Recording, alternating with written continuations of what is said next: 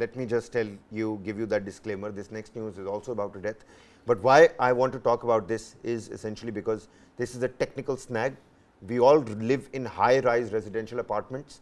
We must know when our elevators are properly serviced or not. Yeah, exactly. I'll tell you what, taking the elevator to the studio on the 7th floor over here also is actually a task.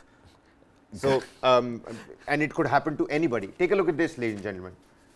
In Noida, a lift falls from 8th floors as the cable snaps, and the woman, who's 73 years old, dies on the spot. Residents outside the building, they gather outside the building. Let me just read the quick facts here, Varghese.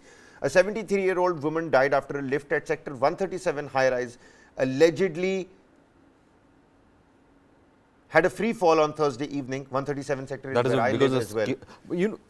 Once you finish reading elderly woman was alone in the elevator at the time of the incident. Residents claim that the child was also present, who is yet to regain consciousness. Oh my God. So a child was also there. Oh, Parastiera. I know exactly where this is. This is right next to, it's in the sector, in the vicinity. And again, there are a lot of complaints in this society as well, that you've got a lot of bachelors living in this society. You've got a lot of college students living in this society, which is why the owners don't really pay the right kind of maintenance. They're not really focused on, because college going students don't know what facilities are. They're bothered about their everyday milk and going to college, attending classes, chilling out, coming back, having parties. They're not worried about the maintenance, if the lift maintenance is being done, if the repair work is being done in time. It must be that. So is it a case of neglect? Is it a case of negligence on the part of the administration, on the part of the society people, or is it negligence on the part of the residents? See, that is something that needs to be probed. See, over here it looks like a confluence of negligence that has happened. One is, we must understand whether the lifts were serviced, because here, Kabir, two things are there. One is that the cable snapped and the lift was on free fall. Now, even if the cable snaps, there are supposed to be secondary safety procedures. No, there are supposed to be secondary safety procedures that are supposed to kick in. There are clamps next to the lift that is supposed to hit onto the railing. Right. So why didn't that work?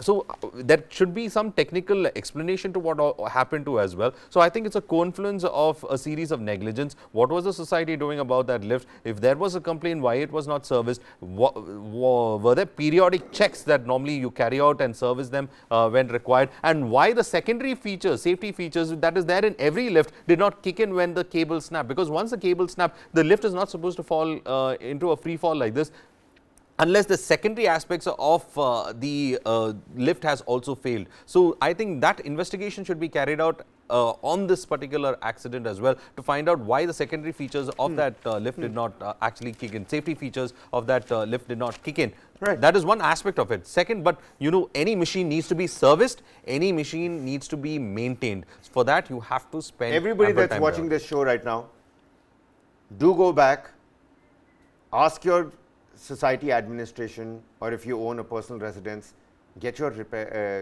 elevators repaired, get them checked. Get a safety audit done. Get a safety audit done. Have to do a safety audit for sure. It's a safety cable that snaps. There are secondary measures that did not kick in.